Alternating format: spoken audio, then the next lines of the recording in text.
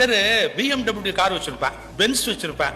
அந்த முதலாளி எப்படின்னா வீட்டுல இருந்து அதுல ஏறி உட்காந்து 12வது நிமிஷம் அவனுடைய ஃபேக்டரி வந்துடும். 2 நிமிஷம் அதுல ஜேர்னி பண்ணிருப்பான், போய் உட்காந்துருவான். அதுக்கப்புறம் ராத்திரி 8 அல்லது 8:30 மணிக்கு புறப்படுவான்.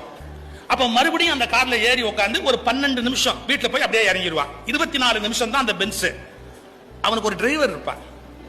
அவன் வண்டியை சும்மா ஏசி போட்டு 2 சீட்டு மேல தூக்கி அப்படி காலை போட்டு அதுல அருமையா ரேடியோ போட்டுட்டு டிங் டிங் டிங் டிங் அந்த காலை ஆட்டிக்கிட்டு அவரு பிரேக்ஃபாஸ்ட் அங்கதான் சாப்பிடுவாரு, லஞ்ச் அங்கதான் சாப்பிடுவாரு. அப்புறம் வேணும்னு தோணுச்சுன்னா கார் எடுத்துட்டு போய் அவருக்கு சிகரெட் வாங்கிட்டு வருவார். அவருக்கு வாங்கிட்டு வருவாரு.